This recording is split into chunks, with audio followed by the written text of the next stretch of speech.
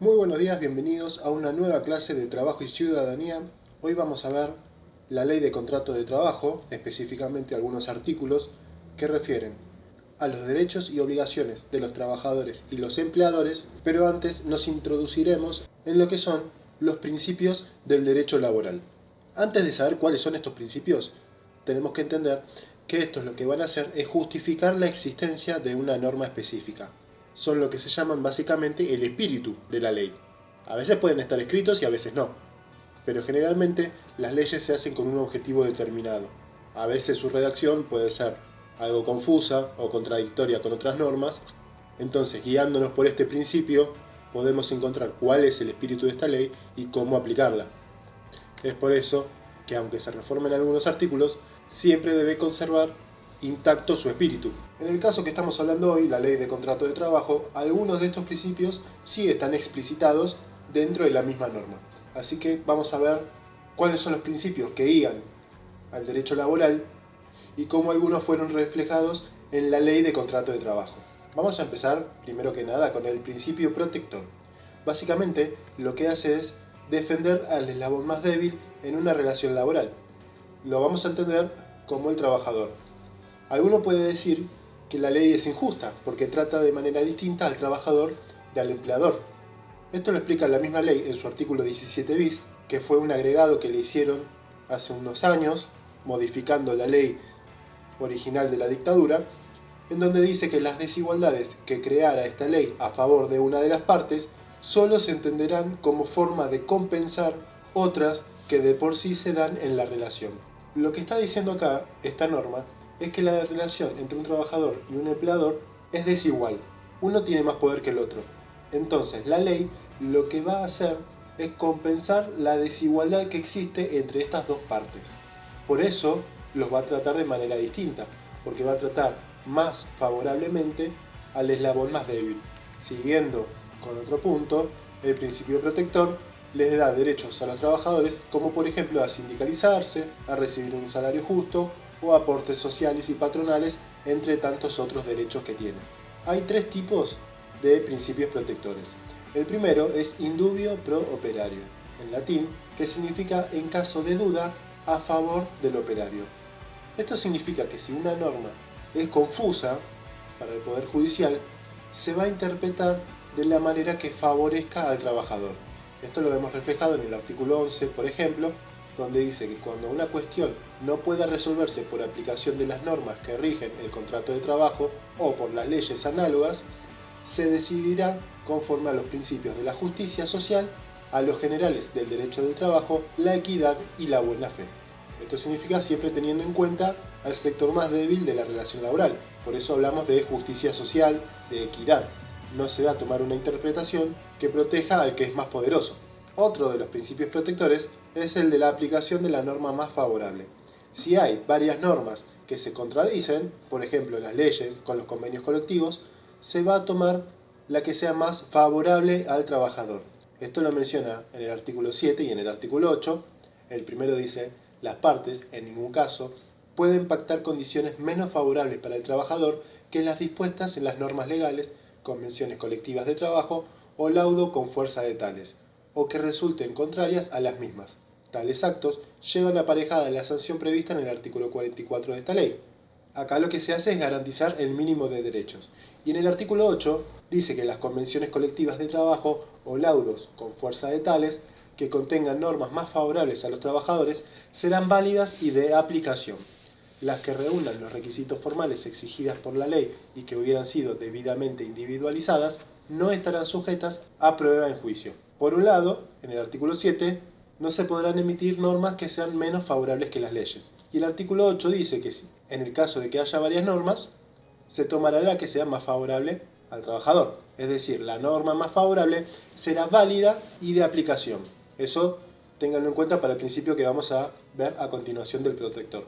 El último de los principios protectores es el de la condición más favorable. Esto significa que los cambios que se hagan en una ley nunca pueden ir en contra de los derechos laborales. Los cambios siempre tienen que ser para sumar derechos, nunca para restarlos. Por ejemplo, yo no podría crear una ley que modificara la jornada laboral sumándole 2 horas más para hacer una jornada de 10 horas. Sí podría hacerlo para una jornada de 6, porque eso implica mayores derechos para los trabajadores. Pasemos entonces al siguiente principio, que es el de irrenunciabilidad. Esto está reflejado en el artículo 12, que dice que será nula y sin valor toda convención de partes que suprima o reduzca los derechos previstos en esta ley, los estatutos profesionales, las convenciones colectivas o los contratos individuales de trabajo, ya sea al tiempo de su celebración o de su ejecución o del ejercicio de derechos provenientes de su extinción. Básicamente lo que está diciendo es que toda norma que reduzca la cantidad de derechos que tiene un trabajador o un eslabón débil será completamente nula. Esto se da porque los trabajadores no pueden renunciar a sus derechos laborales. De ahí la palabra irrenunciabilidad. No son renunciables. Por ende, al firmar un contrato de trabajo, toda norma que figure cuando firmo el contrato o dentro del trabajo cuando modifique el contrato es nula inmediatamente por ir en contra de los derechos laborales. Básicamente lo que estamos hablando es que no puede venir alguien y ofrecerme un trabajo con una jornada laboral de 10 horas, como si fuera una jornada de 8. Obviamente sabemos que en la realidad actual muchos terminan aceptando porque no encuentran otra cosa, pero la ley ampara al trabajador y no pueden ofrecer esto. Deben ofrecer un trabajo que cumpla con la ley. Y lo digo con conocimiento de causa porque yo acepté en un momento una jornada laboral de 10 horas con una de descanso, es decir, 9 horas por día. Pero sabemos que ante la necesidad uno termina aceptando a veces condiciones que no son muy legales. Tengamos en cuenta que la ley nos ampara en esto. Y siempre que podamos, debemos privilegiar aquellas ofertas laborales que cumplen con la ley de contrato de trabajo. Porque así como incumplen la parte de la jornada laboral, cuando estemos trabajando ahí pueden incumplir otras partes, pueden no darle mucha importancia a esta ley. Como por ejemplo, no pagar las horas extras como corresponden, algo que también me ha pasado en este mismo trabajo. El siguiente principio es el de la continuidad de la relación laboral. En su artículo 10, la ley dice que en caso de duda, las situaciones deben resolverse en favor de la continuidad o subsistencia del contrato. Vamos a pasar a explicarlo. Si cuando yo firmo un contrato laboral no hay ninguna especificación de cuánto tiempo va a durar, se va a interpretar por ley que la duración es indeterminada. A menos que alguien venga y me diga, quiero contratarte por 6 meses, este contrato es ilimitado. Entonces, una vez que lo firmé, por más que haya cambios en el mismo contrato, siempre se va a mantener su duración indeterminada. Esto significa que si me contratan de manera indeterminada, no se puede cambiar el contrato para que yo trabaje desde ese día 3 meses más y termine el contrato. Yo firmé un contrato indeterminado y se debe respetar al final. Hay un mecanismo específico, depende de la situación, de cómo se finaliza este contrato. Por ejemplo, si el empleador quiere terminar la relación de continuidad, puede hacerlo sin ningún problema, pero debe indemnizar al trabajador. Un monto que cuando hablemos de remuneración vamos a ver cómo se calcula. Y acá hago una aclaración. Puede pasar que el trabajador tenga un motivo justo para despedir al empleado. Por ejemplo, el empleado robó o dañó propiedad del lugar. En esos casos puede prescindir de él sin la necesidad de indemnizarlo. Incluso si el trabajador se ausenta mucho o desaparece, se considera que abandonó su puesto laboral, entonces puede despedirlo sin tener que indemnizarlo. Es algo considerado justo. Pero acá hay una aclaración. Si el trabajador se está ausentando, pero esa ausencia es un motivo justificado, a pesar de que no esté trabajando, la relación se va a mantener. Por ejemplo, si yo me enfermé y tengo un justificativo médico, o si me tomé una licencia por examen, o una licencia por matrimonio, en cualquiera de estos casos y tantos otros que después más adelante vamos a ver, cuando hablemos de las licencias especiales, todas estas ausencias no se consideran abandono de trabajo y por ende la relación laboral se mantiene, y no solo eso, sino que se mantiene mi sueldo. A mí me tienen que pagar todos estos días. Si por el contrario yo empiezo a faltar de manera injustificada, no digo por qué falté, no atiendo los llamados, no aparezco en mi lugar de trabajo, me pueden despedir porque yo abandoné mi puesto laboral. El siguiente principio, uno muy importante, es el de la primacía de la realidad. Y esto lo van a sufrir muchas veces seguramente. Básicamente lo que el principio dice es que se debe reconocer al trabajador la tarea que está realizando. No lo que el empleador dice que yo hago, sino lo que yo efectivamente estoy haciendo.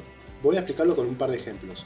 Imagínense que yo soy contratado para un puesto part-time de 4 o 6 horas por día, pero en vez de quedarme 4 o 6, me quedo 8 horas. Sin embargo, mi recibo de sueldo dice que soy un trabajador part-time y me pagan en consecuencia. ¿Qué es lo real ahí? Que yo estoy trabajando 8 horas, no importa lo que diga el recibo de sueldo. Entonces, el empleador me tiene que reconocer como un trabajador full-time. Es decir, me tiene que pagar un mayor salario que a un trabajador part-time. No importa lo que diga el recibo de sueldo, importa lo que está pasando en la realidad. En el trabajo que les comenté anteriormente, mis compañeros trabajaron mucho tiempo en negro. Cuando se los blanqueó, se les pagaba menos del salario mínimo vital y móvil. ¿Cómo hicieron para que legalmente no saltara este escándalo de dos trabajadores full-time que tenían un salario menor al salario mínimo? Los pusieron como que trabajaban de manera part-time. Entonces, al hacer esto, tenían la posibilidad de pagarles un salario muchísimo menor de lo que realmente deberían haberles pagado. Otro ejemplo que quería traer es que en un contrato figure como que soy un peón, es decir, el escalón más bajo de la jerarquía, y que implica, por ende, los sueldos más bajos de esa organización. Pero que en realidad tengo gente a cargo, tengo un sector a cargo que depende de mí, entonces eso automáticamente hace que mi sueldo se tenga que elevar, lo cual es completamente justo, porque cualquier problema que pase en el sector en el cual yo estoy a cargo, la responsabilidad va a ser mía. En este trabajo yo era coordinador de logística y tenía entre 3 a 5 o 6 personas a cargo, dependiendo del momento. Cualquier problema que surgiera, cualquier pedido que se perdiera, o que no fuera entregado, o que fuera demorado, o cualquier envío que no salía, la culpa la tenía yo, por más que el empleado haya cometido un error. Como yo era el responsable de ese empleado, la responsabilidad caía en mí. Y el hecho de tener esta responsabilidad, que es una presión enorme, porque además es más trabajo, implica necesariamente que la persona de mayor jerarquía y con gente a cargo deba ganar más que los demás, porque tiene muchas responsabilidades a su cargo. Entonces, si a mí me ponían en el recibo de sueldo que yo era un peón, un operario de depósito, me iban a pagar mucho menos de lo que realmente me tendrían que haber pagado. Vamos a los últimos dos. Este es el principio de razonabilidad. Lo que va a hacer es limitar las arbitrariedades que pueda establecer un empleador. Nosotros ahora vamos a ver que un empleador puede realizar varios cambios en el contrato laboral. Ahora bien, estos cambios no pueden ser arbitrarios y tienen que estar en un marco de razonabilidad o de sentido común, como lo dice la ley. Vamos a ver algunos ejemplos de cambios que deben ser razonables al momento de ser implementados. Supongamos que trabajo en una fábrica en Capital Federal y esa fábrica se muda a 200 kilómetros de acá. El empleador podría decir, bueno, yo me mudé, ahora tenés que ir a trabajar allá.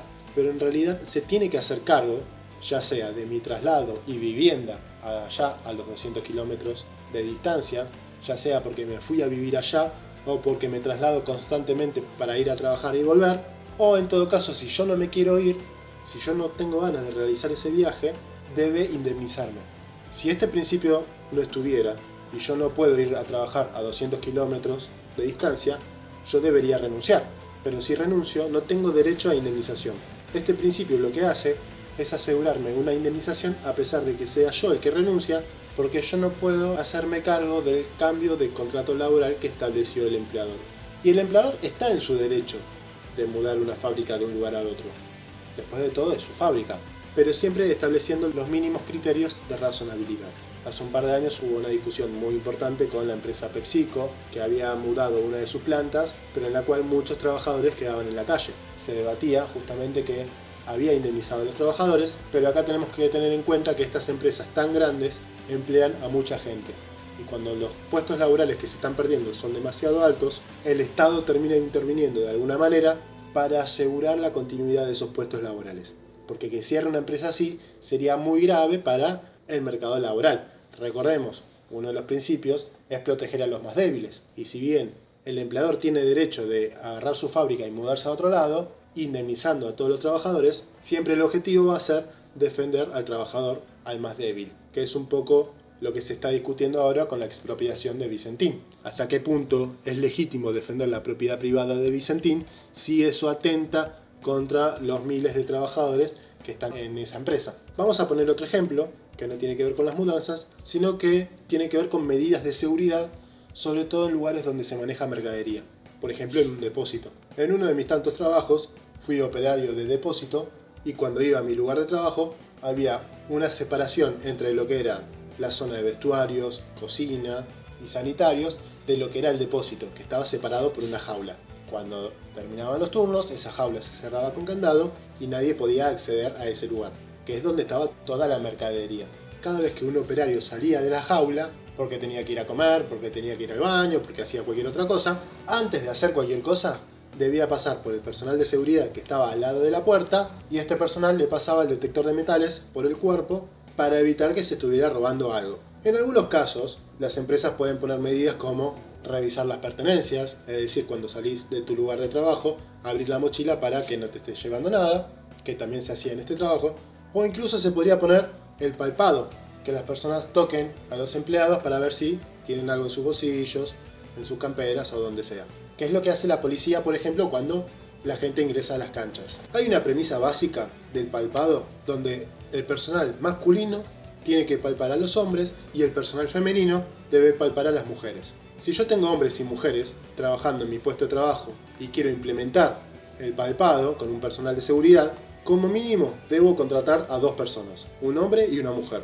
Yo no puedo contratar solamente a un hombre y poner a palpar a todo el mundo, inclusive a las mujeres. Así como no puedo contratar a una mujer para que palpe a todo el mundo, incluidos los hombres. Si esto llegara a pasar, la mujer está en todo su derecho a negarse a ser palpada, y eso no puede implicar ningún tipo de sanción por parte del empleador, porque el empleador no está respetando el principio de razonabilidad de la ley de contrato de trabajo.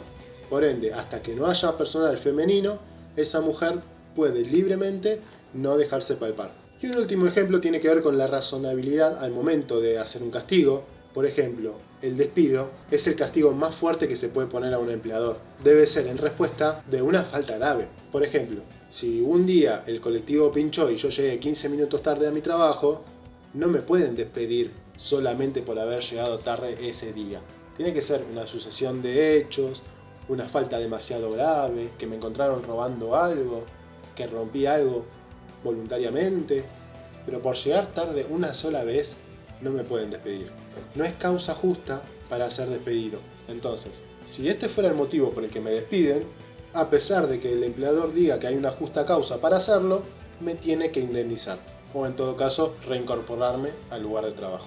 Y el último principio que vamos a ver es el de buena fe, que figura en el artículo 63, que dicen que las partes están obligadas a obrar de buena fe, ajustando su conducta a lo que es propio de un buen empleador y de un buen trabajador, tanto al celebrar, ejecutar o extinguir el contrato o la relación de trabajo.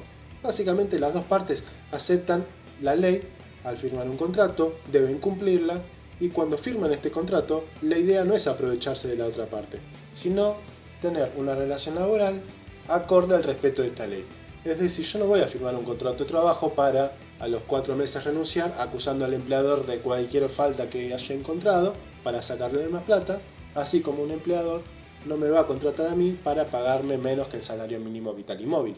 Los dos firmamos un contrato con buenas intenciones, sin la intención de perjudicar al otro y con la simple idea de formar una relación laboral. Hasta acá la parte de los principios laborales. Fíjense que son todos bastante favorables a los trabajadores. Esto no significa que el empleador no esté protegido por la ley, porque hay cosas que los trabajadores debemos respetar. Vamos a ver, por ejemplo, algunas facultades que tiene el empleador, cosas que la ley le permite hacer. Por ejemplo, puede establecer normas como qué procesos se va a utilizar para producir algo, establecer un control de fichaje donde cada uno debe apoyar la huella digital o marcar una tarjeta. Estas se llaman facultades de control y están permitidas, entre otros, por el artículo 64, donde dice que el empleador tiene facultades suficientes para organizar económica y técnicamente la empresa, explotación o establecimiento. Este es el derecho que tiene el empleador. Otra facultad que tiene es la de reglamentar la actividad.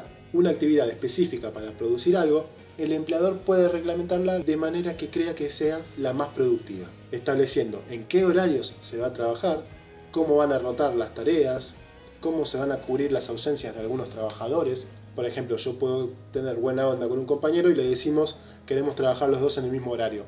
Y el empleador tranquilamente puede decirme, vos tenés que trabajar en el turno mañana, vos tenés que trabajar en el turno tarde, y listo, porque eso hace que mi producción sea mejor. Y tiene derecho de hacerlo. También puede establecer los descansos que va a tener la actividad, siempre y cuando respete a la ley laboral. Por ejemplo, no puede excederse de la jornada laboral de 8 horas diarias o 48 horas semanales. Y si se llegara a exceder, esas horas que se exceden se pagan más caras. Cuando veamos remuneraciones, vamos a ver cómo se pagan las horas extras. Volviendo a la ley, en el artículo 65 establece justamente que las facultades de dirección que asisten al empleador deberán ejercitarse con carácter funcional, atendiendo a los fines de la empresa, a las exigencias de la producción, sin perjuicio de la preservación y mejora de los derechos personales y patrimoniales del trabajador. Mientras que el cambio que quiere hacer el empleador no viole la ley ni perjudique al trabajador, puede hacerlo libremente. Y el trabajador no se puede quejar, porque justamente está ahí obedeciendo órdenes de alguien que lo contrató. Otra de las facultades que tiene el empleador es la de modificar las formas y la modalidad de trabajo. Todo tipo de modificación, como dije recién, que no perjudique al trabajador ni le saque sus derechos. Por ejemplo, el artículo 66 dice que el empleador está facultado para introducir todos aquellos cambios relativos a la forma y modalidades de la prestación del trabajo, en tanto esos cambios no importen un ejercicio irrazonable de esa facultad, ni alteren modalidades esenciales del contrato, ni causen perjuicio material ni moral al trabajador. Supongamos que yo trabajo 6 horas y quieren cambiarme a 8 horas. Si yo no tengo problema, puedo aceptar esas 8 horas con el ajuste necesario de salario y no hay problema. Como no tuve ningún tipo de perjuicio, acepté el cambio de este contrato laboral. Supongamos el caso contrario. Yo trabajo 8 horas y me quieren cambiar a 6. Y eso hace que yo tenga que cobrar menos. El cambio se puede hacer, yo lo podría aceptar si quiero, pero fíjense lo que dice el segundo párrafo. Cuando el empleador disponga medidas vedadas, es decir, prohibidas por este artículo, al trabajador le asistirá la posibilidad de optar por considerarse despedido sin causa o accionar persiguiendo el restablecimiento de las condiciones alteradas. Yo puedo decir, no, quiero trabajar 8 horas, o puedo decir, está bien, te voy a trabajar 6 horas por un salario menor, pero estas 2 horas que estaba trabajando antes, vos me las tenés que indemnizar, porque yo voy a considerar que me despediste de esas 2 horas. Imagínense, por ejemplo, que un año los chicos de sexto son muy pocos en un colegio, entonces el colegio decide no abrir ese curso. ¿Qué pasa con todos los profesores que trabajaban en ese curso? A pesar de que no hay un despido concreto, la escuela debe indemnizar a todos esos docentes o trasladarlos a otras horas en otros cursos. Finalmente, la última facultad, y esta es muy importante, es la facultad disciplinaria, es decir, la posibilidad del empleador de establecer sanciones a los trabajadores que incumplan con las normas que ellos mismos establecieron. El despido es solamente una de las tantas facultades disciplinarias que tiene el empleador. Hay muchas otras. Se puede suspender al trabajador, se puede realizar una llamada de atención y deben ser notificadas por escrito. Debe haber un registro de por qué ese empleado fue sancionado. Y de más está decir, como dije anteriormente, debe ser proporcional a la falta cometida. Si alguien llegó tarde una vez, no lo voy a despedir. Quizás le llame la atención. O como coordinador del lugar, voy a decir, che, llegaste tarde, la próxima trata de no hacerlo. Vuelvo al ejemplo de cuando yo era coordinador de logística. Uno de mis empleados llegaba tarde todos los días. Había una tolerancia de 15 minutos y él a veces llegaba media hora tarde, 40 minutos tarde, 50 minutos a veces. En una oportunidad, por ejemplo, estaba llegando tarde, no me atendía el celular ni los mensajes de texto, entonces cuando llegó, 40 minutos después, la hora a la que debía llegar, tenía que entrar a las 9 y llegó 10 menos 20. Entonces apenas llegó, lo suspendí por ese día, lo que implicó que al haber llegado tuviera que volverse a su casa sin poder entrar al establecimiento con el respectivo descuento de ese día no trabajado. Es decir, no es solamente no trabajar ese día, sino que no percibe el salario que debería cobrar por ese día trabajado. Esto aparece en el artículo 67, donde dice que el empleador podrá aplicar medidas disciplinarias proporcionadas a las faltas o incumplimientos demostrados por el trabajador.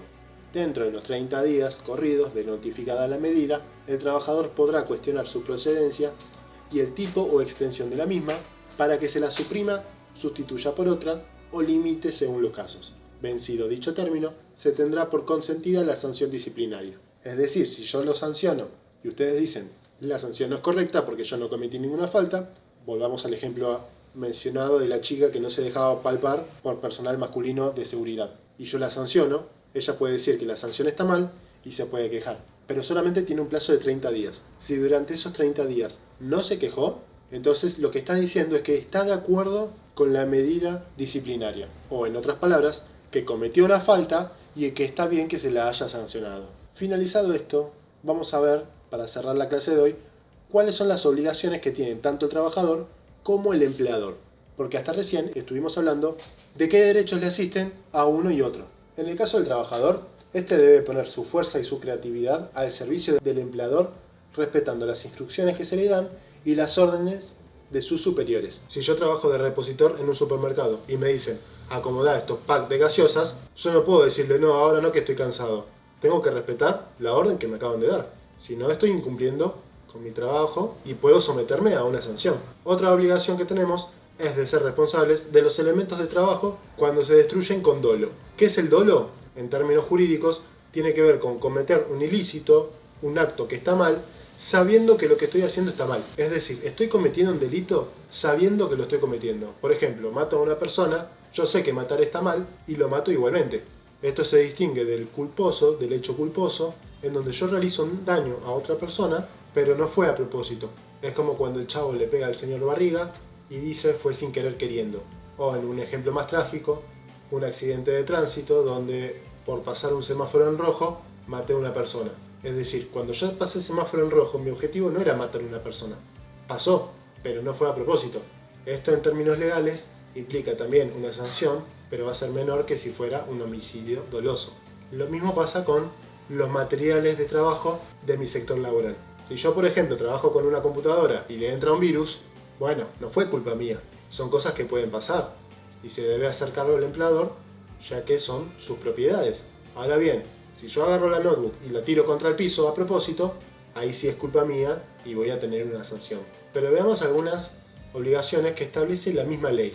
Por ejemplo, el artículo 84 dice que el trabajador debe prestar el servicio con puntualidad, asistencia regular y dedicación adecuada a las características de su empleo y a los medios instrumentales que se le provean. Es decir, debo ir todos los días, debo ir en el horario en que me dicen, y cuando estoy en el lugar de trabajo me tengo que poner a laburar. No tengo que tirarme arriba de una caja a dormir la siesta, cuidando los objetos que me están dando para realizar esa tarea.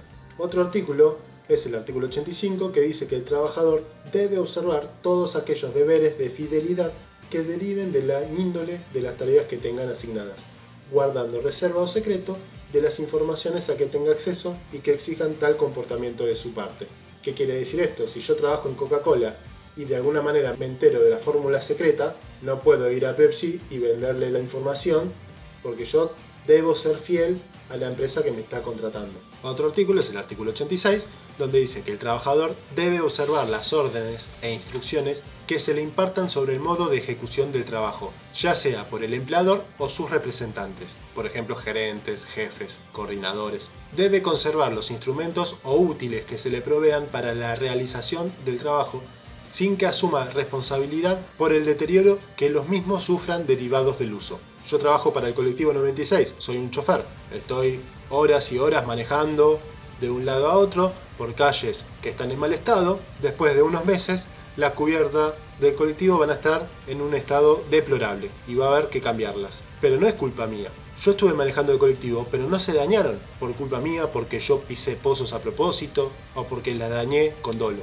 Se desgastaron del uso constante que le doy y por eso el empleador debe ser quien se responsabilice de este cambio. Pero si yo soy responsable del deterioro que se realice por usar mal el elemento laboral. Si yo soy colectivero y paso todos los semáforos en rojo, no respeto los carriles, sobrepaso mal, manejo muy rápido y freno fuerte, quizás algún daño que haya tenido el colectivo lo tenga que pagar yo producto del mal uso que tuve utilizando el transporte. Debate aparte que la organización de los colectiveros es bastante nefasta, sobre todo porque les exigen horarios muy reducidos para realizar un trayecto, con muy poco tiempo de descanso y jornadas muy largas, lo que obliga muchas veces a que los colectiveros tengan que manejar más rápido o prescindir de sus descansos para poder cumplir con las exigencias de su empleador. Eso es algo que se debe rever, pero es un debate que ahora no nos interesa. Otro artículo es el artículo 87, esto ya lo mencioné,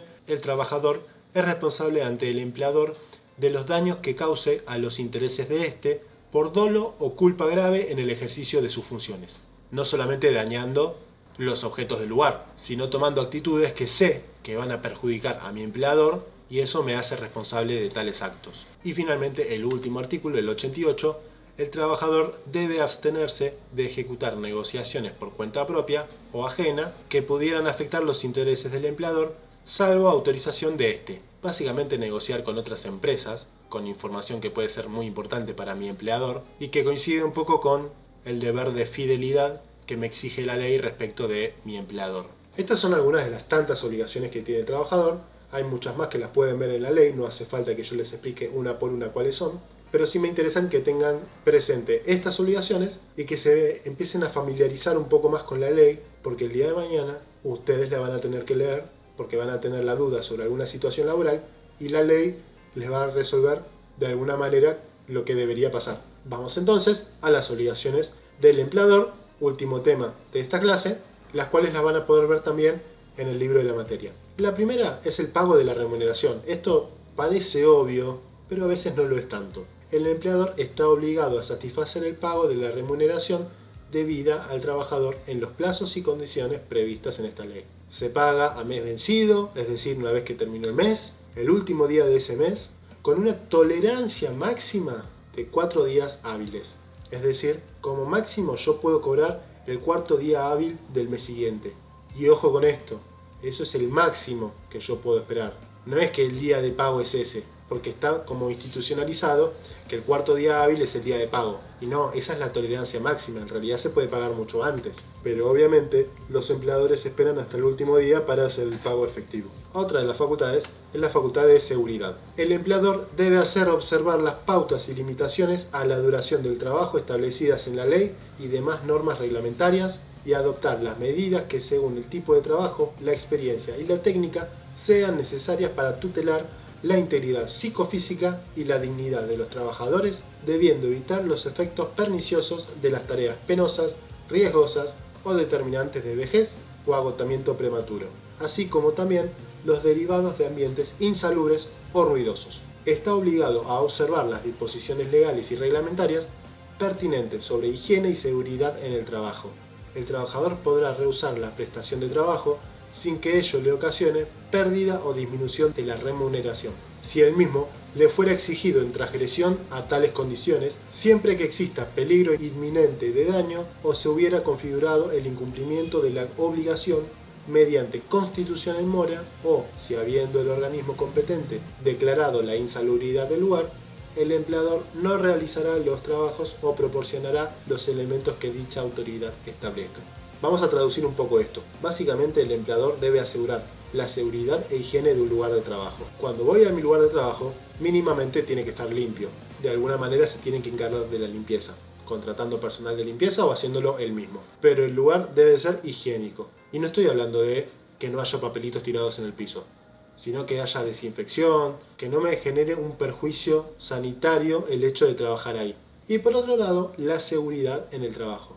Que el lugar sea seguro. Por ejemplo, hay lugares, como fábricas, donde se utilizan máquinas muy ruidosas. El empleador debe asegurarnos a nosotros algún tipo de auricular especial para que ese ruido no nos afecte nuestro nivel auditivo.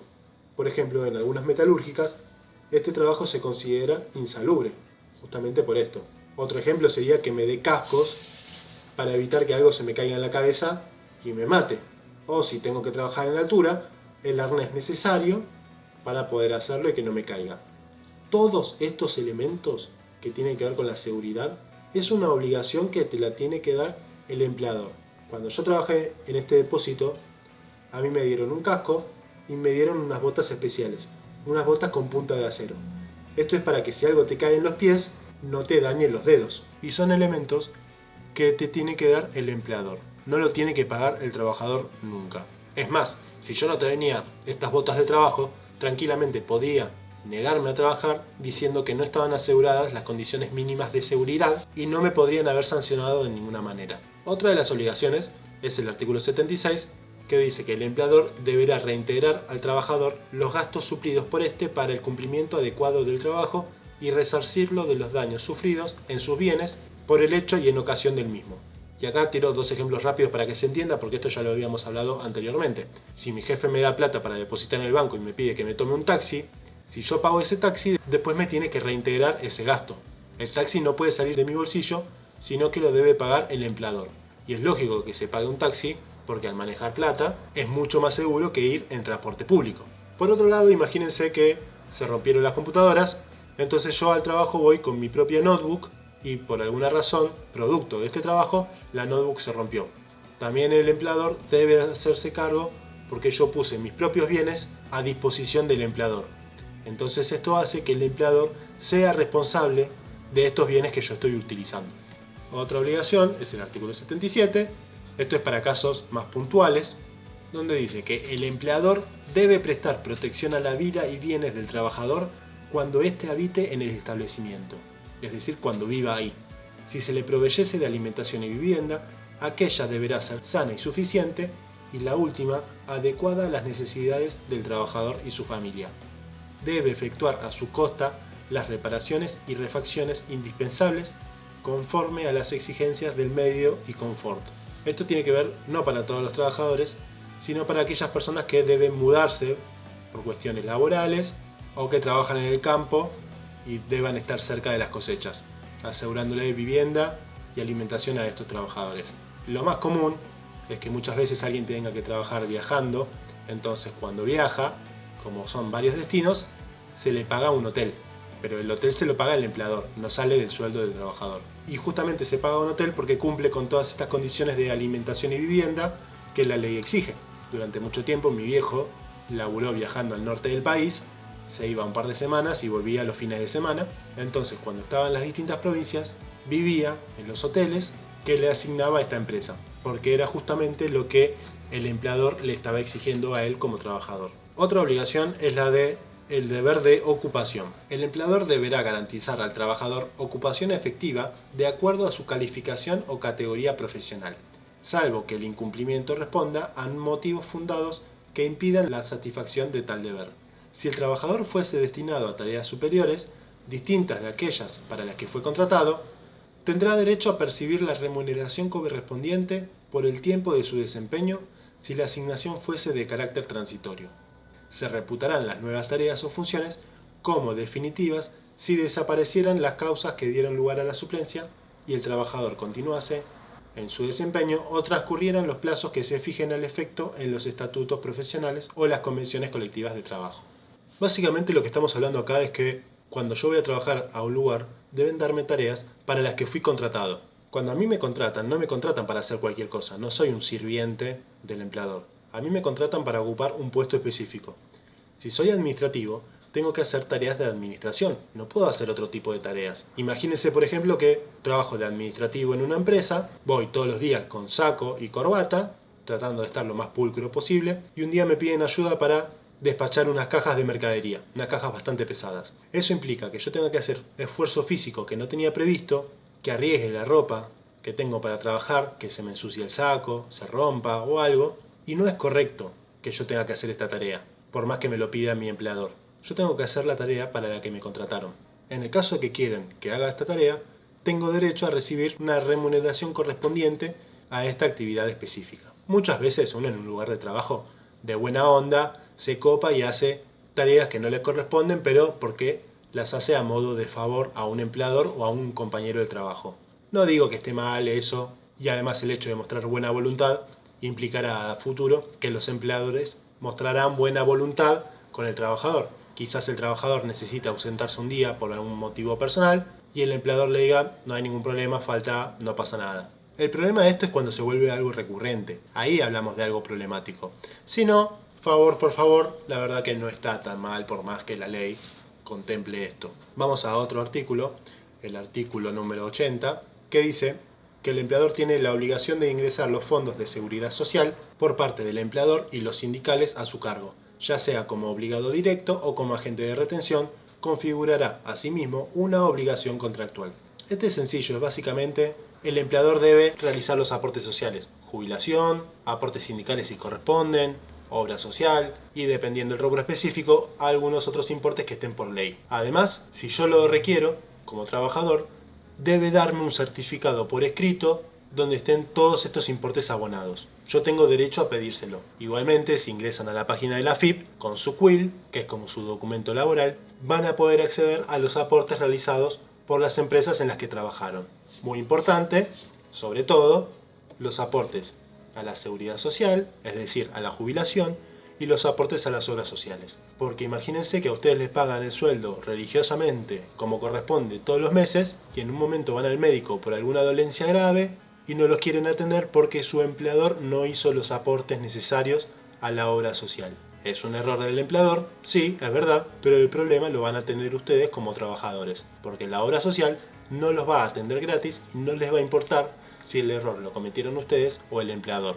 Entonces, para evitarse estas situaciones, es bueno siempre controlar que todos los aportes se estén realizando en tiempo y forma.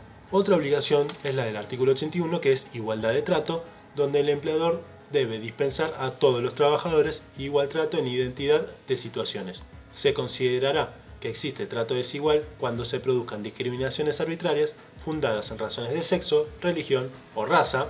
No me quiero detener ahora en discutir la noción de raza, que me parece espantosa, cuando todos somos parte de la raza humana, pero entendemos que habla principalmente del color de piel en este caso. Continúo. Pero no cuando el diferente tratamiento responda a principios de bien común, como el que se sustente en la mayor eficacia, laboriosidad o contracción a sus tareas por parte del trabajador. Es decir, si yo tengo dos empleados, un hombre y una mujer, los tengo que tratar de la misma forma. No puedo hacer diferencias y pagarle menos a la mujer porque es mujer y porque considero que quizás en algún futuro está la posibilidad de que quede embarazada y se pida una licencia por maternidad. No es un ejemplo absurdo, es algo real y que pasa. Ahora bien, si el hombre llega todos los días temprano, vende más productos que la mujer, es más respetuoso y trata mejor a los clientes, sí puedo subirle su salario, puedo darle un premio, porque esta diferencia se está haciendo en base al mérito que están tomando las dos personas, y no en razones de sexo, religión o etnia. Modifico la palabra raza. En estos casos sí se puede hacer diferenciaciones, pero siempre fundadas en el mérito, nunca en cuestiones físicas como las mencionadas anteriormente. Y finalmente, la última obligación de todas, entre las tantas que tiene la ley, pero de la última de las que voy a mencionar ahora, las invenciones o descubrimientos personales del trabajador son propiedad de éste aun cuando se haya valido de instrumentos que no le pertenecen. Las invenciones o descubrimientos que se deriven de los procedimientos industriales, métodos o instalaciones del establecimiento o de experimentaciones, investigaciones, mejoras o perfeccionamientos de los ya empleados son propiedad del empleador. Son igualmente de su propiedad las invenciones o descubrimientos, fórmulas, diseños, materiales y combinaciones que se obtengan habiendo sido el trabajador contratado con tal objeto. Básicamente, si yo estoy trabajando en un lugar y de repente se me ocurre una idea buenísima que hace a mi empleador ganar millones, esa invención me pertenece a mí. Por más que la explotemos los dos y que el empleador gane millones, se me reconoce la propiedad intelectual de eso que yo estoy inventando o descubriendo. Esta es la última obligación que voy a mencionar hoy. En la ley obviamente hay muchas más, algunas que son de ambos actores, pero con esto tenemos un pantallazo general de la ley de contrato de trabajo, la máxima autoridad que tienen ustedes a la hora de trabajar o emplear una persona. Así que con este tema terminamos la clase en el día de hoy y nos vamos a ver en la próxima semana. Espero que con una reunión donde podamos participar todos los integrantes de este curso. Nos vemos la próxima. Hasta luego.